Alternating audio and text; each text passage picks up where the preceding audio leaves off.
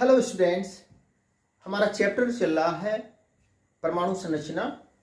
और आज की वीडियो में हम दो इम्पोर्टेंट टॉपिक पढ़ेंगे, द्रव्य का द्वैत व्यवहार और हाइजेनबर्ग की अनिश्चितता का सिद्धांत। तो अपनी कॉपी और पेंसिल उठा लीजिए और शुरू करते हैं आज का हमारा टॉपिक।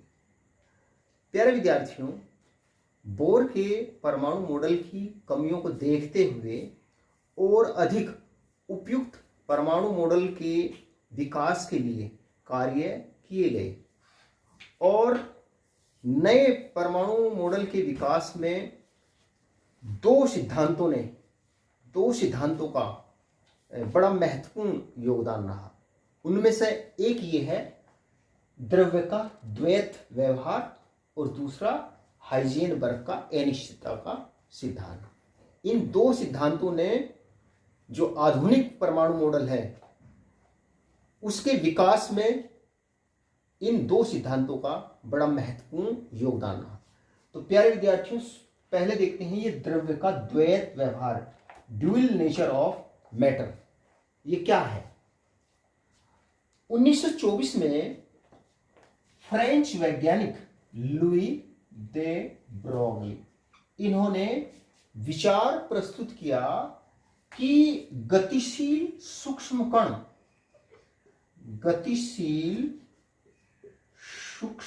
कण जैसे इलेक्ट्रॉन, प्रोटॉन, न्यूट्रॉन प्रकाश के सदृश्य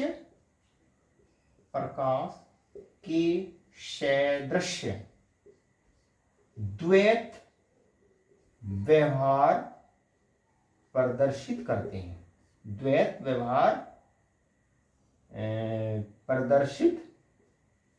करते हैं। अर्थात सूक्ष्म कण यानी कि सूक्ष्म कण क्या, इलेक्ट्रॉन, प्रोटॉन, न्यूट्रॉन। और ये इलेक्ट्रॉन, प्रोटॉन, न्यूट्रॉन क्या है, ये द्रव्य है, या कहें ये द्रव्य के कण है, इलेक्ट्रॉन, प्रोटॉन, न्यूट्रॉन। अर्थात सूक्ष्म कण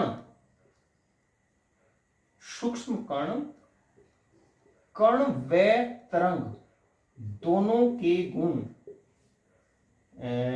सूक्ष्म कण व तरंग दोनों के गुण प्रदर्शित करते हैं। देखो, इन्होंने लुई दे ब्रोगली ने 1924 में ये विचार रखा कि जो गतिशील सूक्ष्म कण होते हैं जैसे इलेक्ट्रॉन, प्रोटॉन, न्यूट्रॉन, वो प्रकाश के सदृश द्वैत व्यवहार प्रदर्शित करते हैं। देखो, जो प्रकाश होता है ना, प्रकाश एक विद्युत चुंबकीय विकिरण है, इलेक्ट्रोमैग्नेटिक रेडिएशन है, विद्युत चुंबकीय विकिरण है। और ये प्रकाश जो है वो कण के भी गुण प्रदर्शित करता है और प्रकाश तरंग के भी गुण प्रदर्शित करता है। इसी को कहते हैं द्वैत व्यवहार, ड्यूअल नेचर।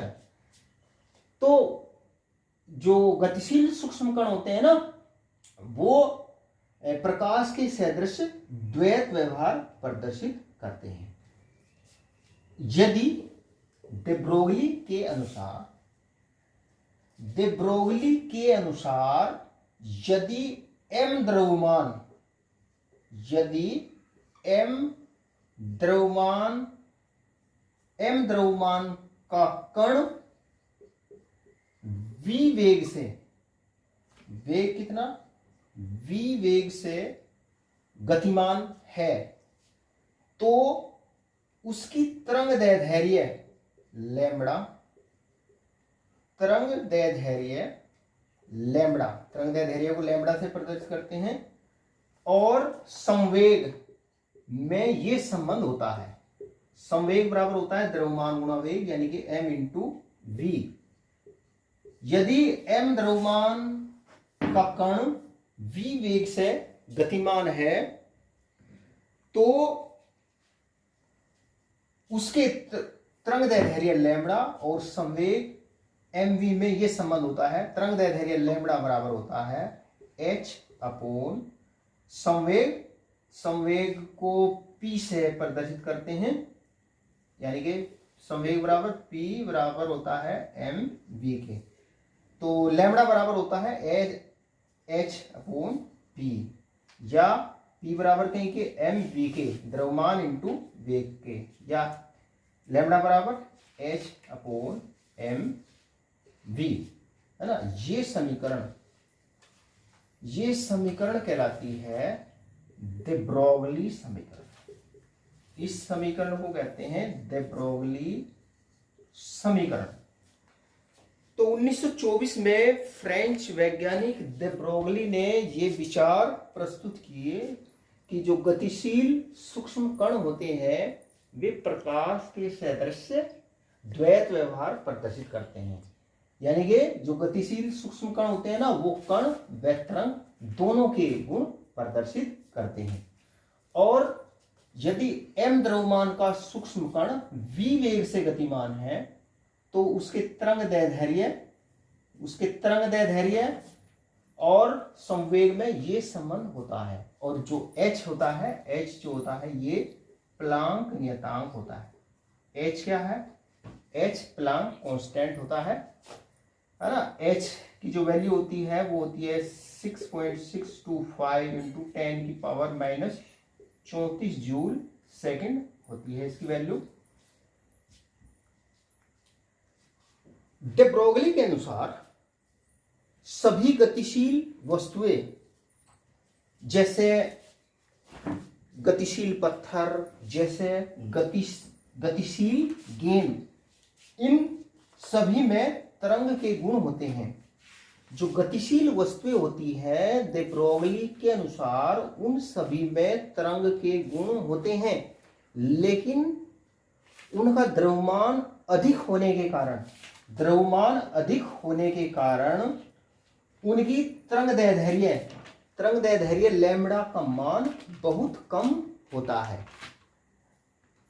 जो गतिशील वस्तुएं होती है या कहीं गतिशील जो पिंड होते हैं, जैसे कोई पत्थर हुआ, कोई गेंद हुई, उन सभी में तरंग के गुण होते हैं, लेकिन उनका द्रव्यमान अधिक होने के कारण उनमें उनकी जो तरंग दैर्ध्य होती है वो कम होती है। अर्थात उनमें तरंग जैसे गुण दिखाई नहीं देते, क्योंकि उनका जो द्रव्यमान होता है वो अधिक होता है। लेकिन जो गतिशील सूक्ष्म कण होते हैं, जैसे मान लीजिए जैसे इलेक्ट्रॉन है, प्रोटॉन है, न्यूट्रॉन है, इनका द्रव्यमान बहुत कम होने के कारण जो सूक्ष्म कण होते हैं ना, उनका द्रव्यमान बहुत कम होने के कारण तरंग दैर्ध्य लैम्बडा का मान अधिक होता है, इसलिए उनमें तरंग के गुण अधिक होते हैं। और 1927 में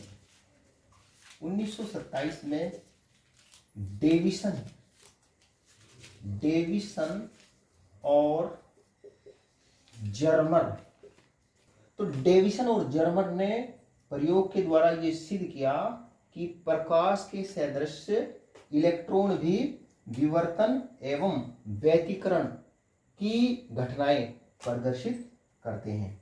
तो अर्थात इलेक्ट्रॉन क्या तरंग के गुण प्रदर्शित करता है, यानी कि इलेक्ट्रॉन की द्वैती प्रकृति होती है। इलेक्ट्रॉन की कैसी प्रकृति होती है? इलेक्ट्रॉन की द्वैती प्रकृति होती है, द्वैती प्रकृति, है ना। ड्यूल नेचर होती है इलेक्ट्रॉन की, ड्यूल नेचर। देखो जो कैथोड किरणों के गुण होते हैं ना, कैथोड किरणों के गुण या प्रकाश वैद्युत प्रभाव, कृष्णिका विकिरण, इन घटनाओं में और तापायनिक उत्सर्जन, इन घटनाओं में इलेक्ट्रॉन जो है वो एक कण के समान व्यवहार करता है, लेकिन इलेक्ट्रॉन जो है वो विवर्तन एवं व्यतिकरण की क्रिया को भी प्रदर्शित करता है। अर्थात इलेक्ट्रॉन पुंज जो होता है ना, उसकी द्वैती प्रकृति होती है, वो द्वैत व्यवहार प्रदर्शित करता है। तो विवर्तन और व्यतिकरण ये क्रियाएं हैं जिनसे इलेक्ट्रॉन पुंज की तरंग प्रकृति का पता चलता है। और कैथोड किरणों के गुण और तापायनिक उत्सर्जन, प्रकाश वैद्युत प्रभाव, ये ऐसी घटनाएं हैं जो इलेक्ट्रॉन की कण प्रकृति को शो करती है। अर्थात इलेक्ट्रॉन में कण और तरंग दोनों के गुण होते हैं। तो प्यारे विद्यार्थियों, ये बात हुई द्रव्य का द्वैत व्यवहार। अब देखते हैं हाइजेनबर्ग का अनिश्चितता का सिद्धांत, वेरी इंपॉर्टेंट है। Heisenberg uncertainty principle. तो क्या है हाइजेनबर्ग का अनिश्चितता का सिद्धांत? नोट करिए इसको। इस सिद्धांत के अनुसार किसी गतिशील अति सूक्ष्म कण की स्थिति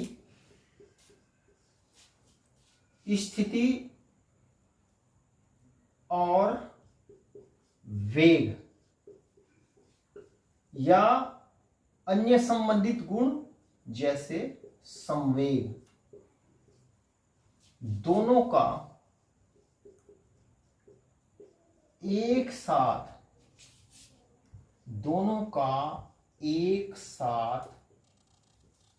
यथार्थ निर्धारण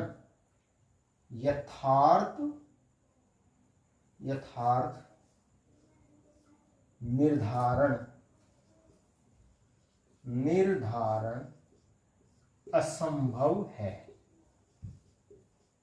यथार्थ निर्धारण असंभव है। किसी गतिशील अति सूक्ष्म कण की स्थिति और वेग या कहें स्थिति और संवेग, दोनों का एक साथ यथार्थ निर्धारण असंभव है। मतलब गतिशील अति सूक्ष्म कण की स्थिति और वेग दोनों को एक साथ बिल्कुल ठीक नहीं ज्ञात किया जा सकता। हाइजेनबर्ग के अनिश्चितता के सिद्धांत को गणितीय रूप में इस समीकरण के द्वारा प्रदर्शित करते हैं।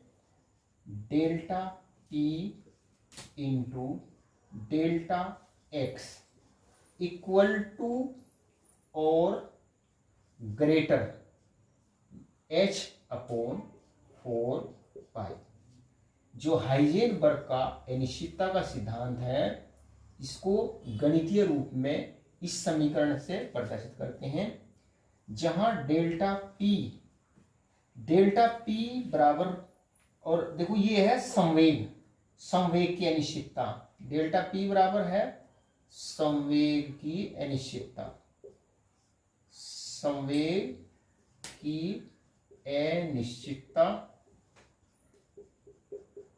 और डेल्टा x बराबर क्या है? स्थिति की अनिश्चितता।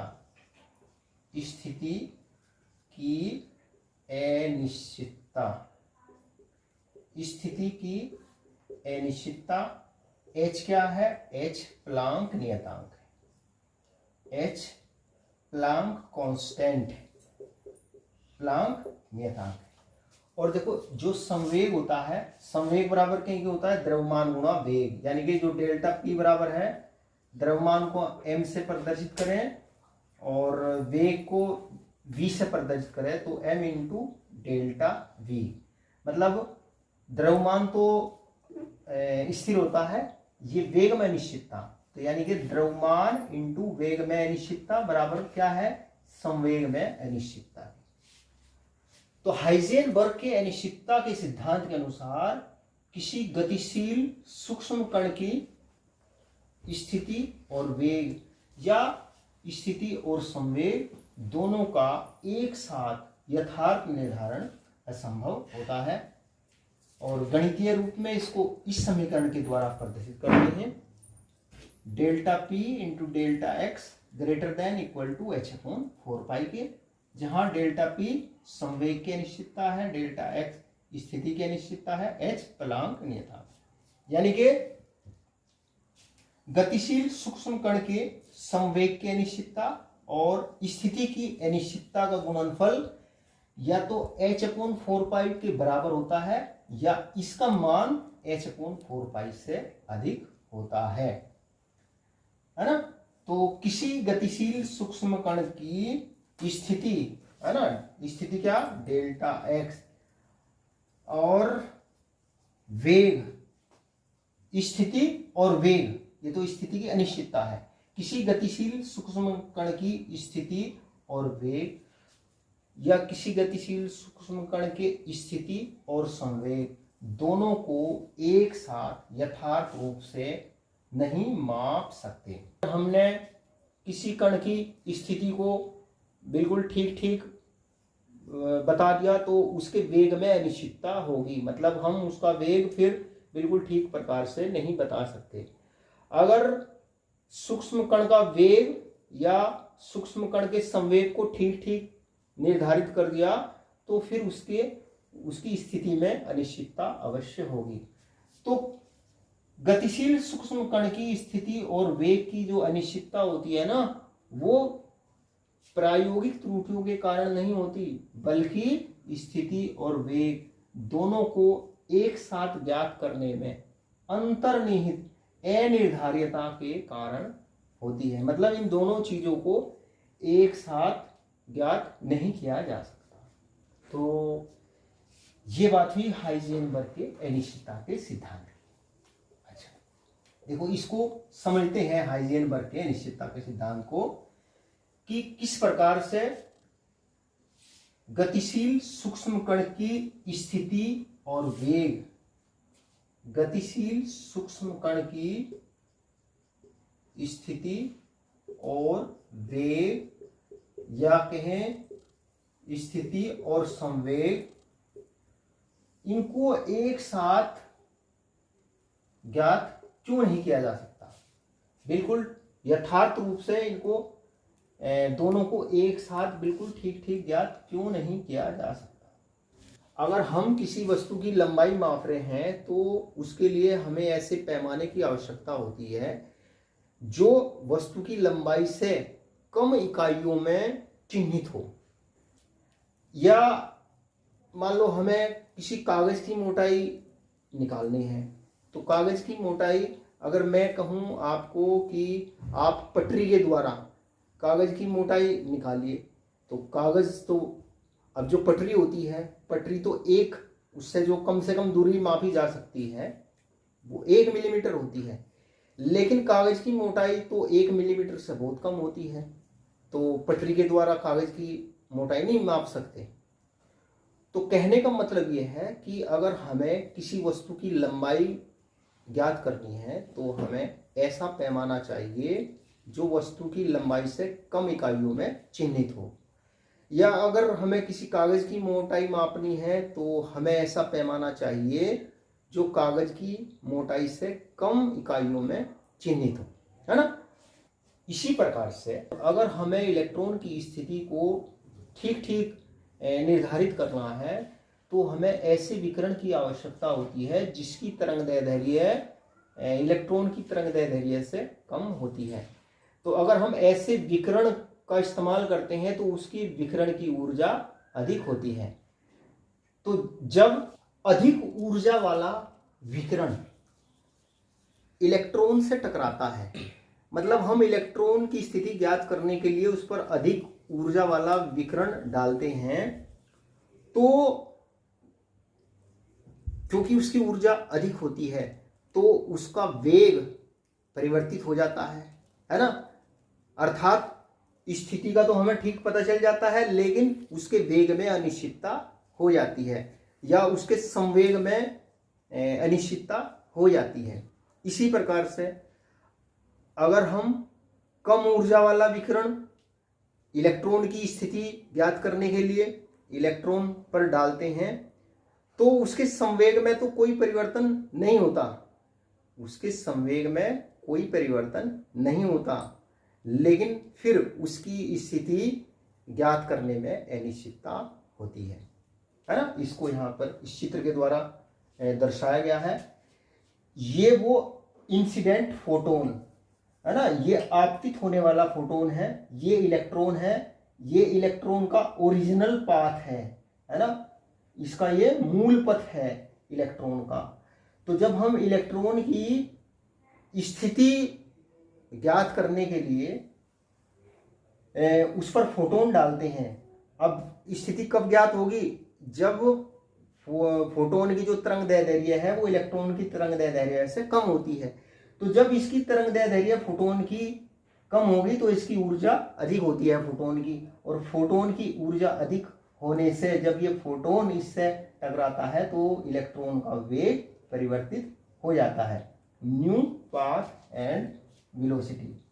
ये नया पथ ग्रहण कर लेता है, velocity, new path and velocity. और है ना, ये माइक्रोस्कोप है, इससे टकरा करके रिफ्लेक्ट होकर के तो इलेक्ट्रॉन ये दिखाई देता है। तो देखो इलेक्ट्रॉन की स्थिति तो पता चल गई, लेकिन उसके वेग में अनिश्चितता हो जाती है क्योंकि वेग परिवर्तित हो जाता है। तो इसलिए जो गतिशील सूक्ष्म कण होते हैं ना, उनकी स्थिति और वेग या उनकी स्थिति और संवेग दोनों को एक साथ हम यथार्थ रूप से नहीं माप सकते।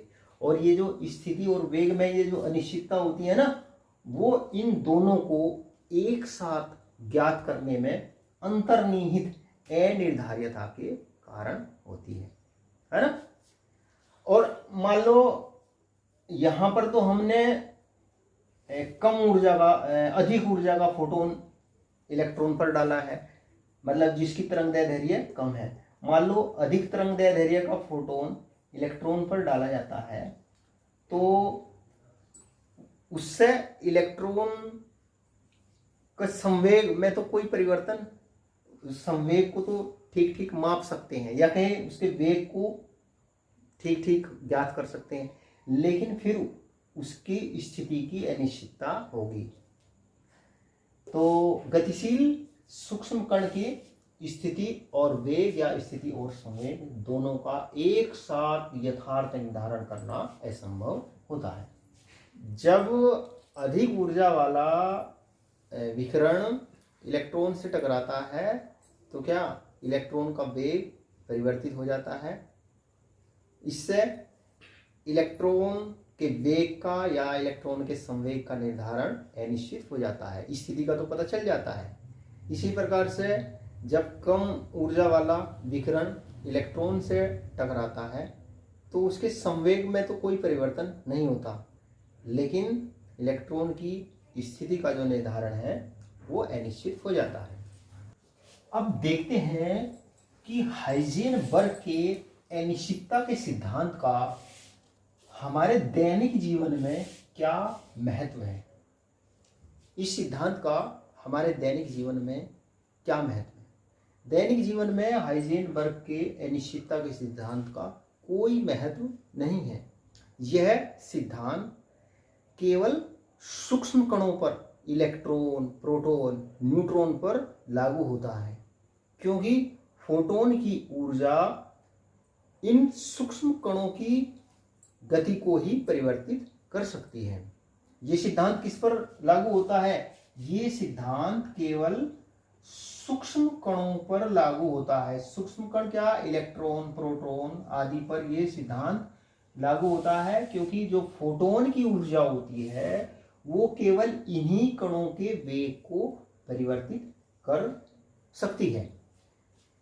जो बड़े पिंड होते हैं या कहीं जो बड़े कण होते हैं, बड़े पिंडों पर, बड़े पिंडों के लिए ये सिद्धांत मान्य नहीं है।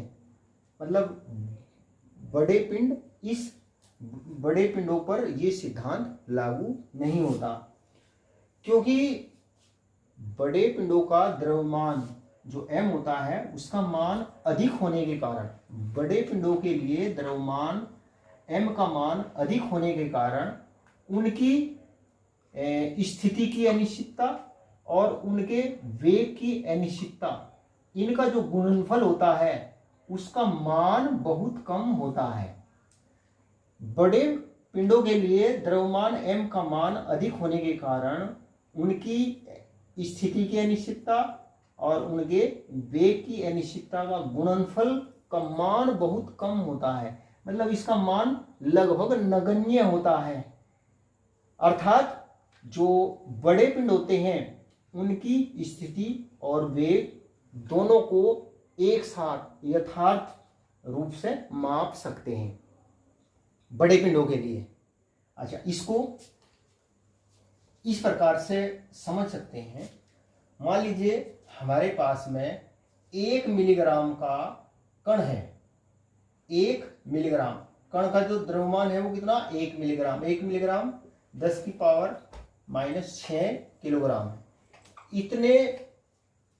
इतने ग्राम का हमारे पास में एक कण है।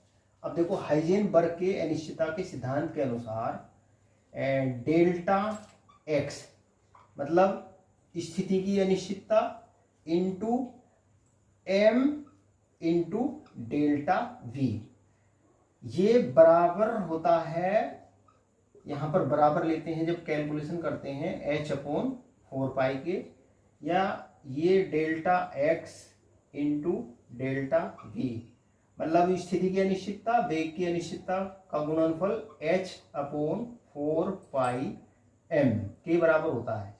और जब हम ये प्लांक नियतांक होता है, प्लांक नियतांक h बराबर 6.625 इंटू 10⁻⁻34 जूल सेकंड होता है, और m का मान इतना 10⁻⁻6 kg में लेते हैं, पाई का मान रखते हैं 22/7, तो ये मान इसका लगभग आता है 1 मिलीग्राम कण के लिए स्थिति की अनिश्चितता और उसके वेग की जो अनिश्चितता होती है ना, उसका मान ये लगभग आता है 10⁻⁻28 मीटर स्क्वायर सेकंड इनवर्स, ये आता है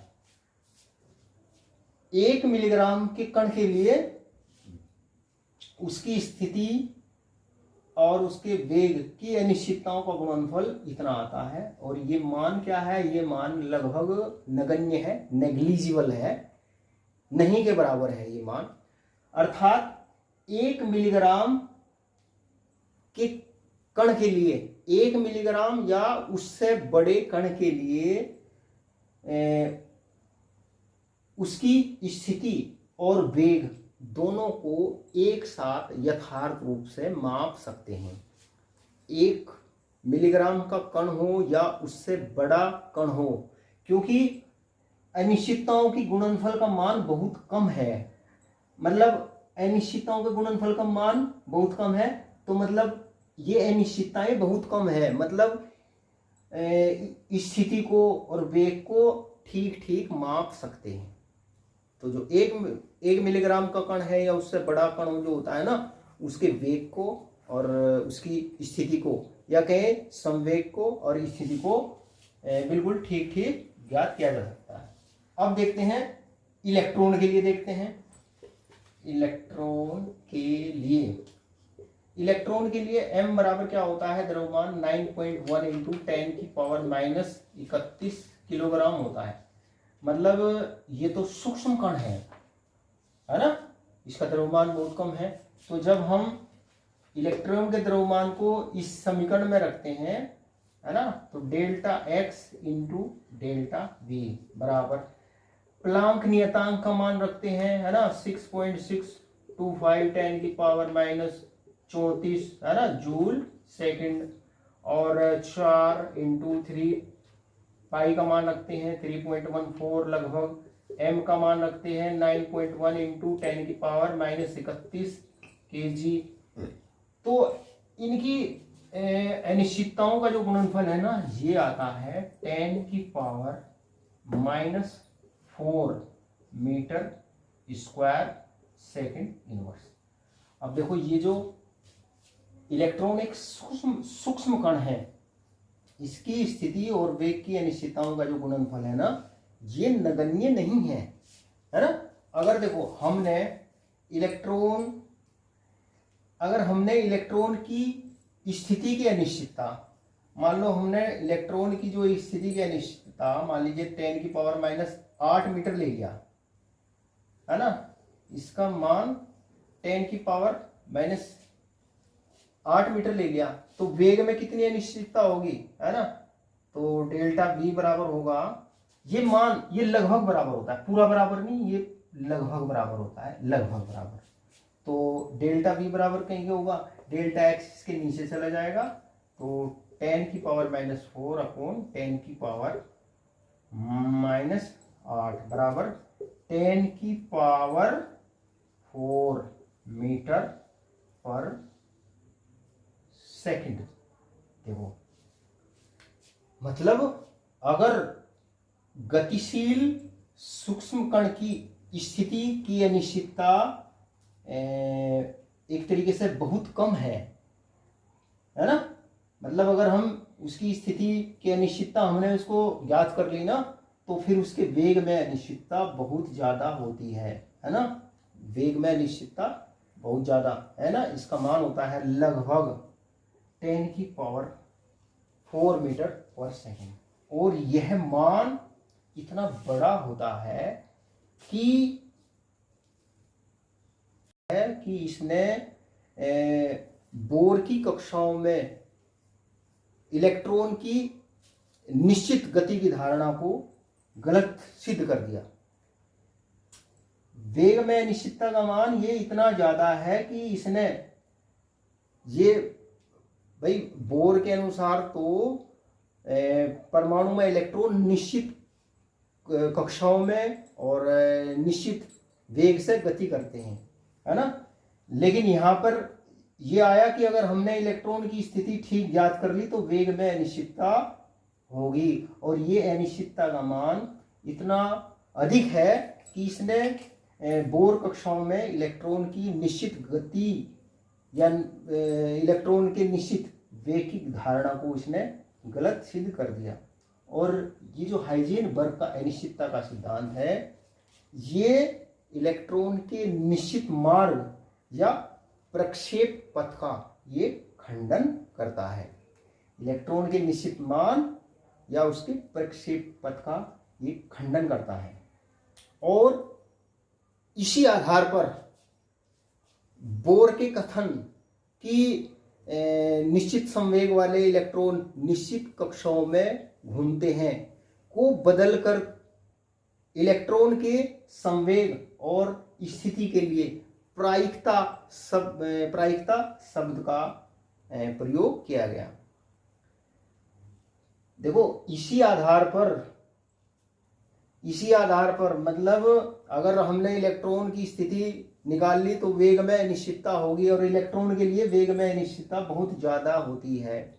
और इसी आधार पर बोर के कथन कि निश्चित संवेग वाले इलेक्ट्रॉन निश्चित कक्षाओं में घूमते हैं को बदल करके इलेक्ट्रॉन के लिए संवेग और स्थिति के लिए प्रायिकता शब्द का उपयोग किया गया। और जो आधुनिक परमाणु का जो आधुनिक मॉडल है, जिसे परमाणु का क्वांटम यांत्रिकीय मॉडल कहते हैं, वो इसी पर आधारित है। परमाणु के क्वांटम यांत्रिकीय मॉडल में इलेक्ट्रॉन की स्थिति और उसके संवेग की प्रायिकता बताई जाती है, ना कि उसका सही मान बताया जाता। जो आधुनिक परमाणु का क्वांटम यांत्रिकीय मॉडल है, उसमें इलेक्ट्रॉन की स्थिति और उसके संवेग की प्रायिकता बताई जाती है कि परमाणु में इलेक्ट्रॉन की स्थिति क्या हो सकती है, उसका संवेग क्या हो सकता है, मतलब एक संभावना बताई जाती है ना, ये नहीं कि उसका बिल्कुल ठीक मान नहीं बताया जाता। तो ये बात हुई हाइजेनबर्ग के अनिश्चितता के सिद्धांत की। और ये दो सिद्धांत थे, द्रव्य का द्वैत व्यवहार और हाइजेनबर्ग का अनिश्चितता का सिद्धांत। इन दोनों सिद्धांतों ने जो आधुनिक परमाणु का क्वांटम यांत्रिकीय मॉडल है, उसके विकास में इन दो सिद्धांतों का बड़ा महत्वपूर्ण योगदान है। तो प्यारे विद्यार्थियों, आज के लिए इतना ही। वीडियो अच्छा लगे तो लाइक करना, शेयर करना, चैनल को सब्सक्राइब करना। थैंक यू, नमस्कार।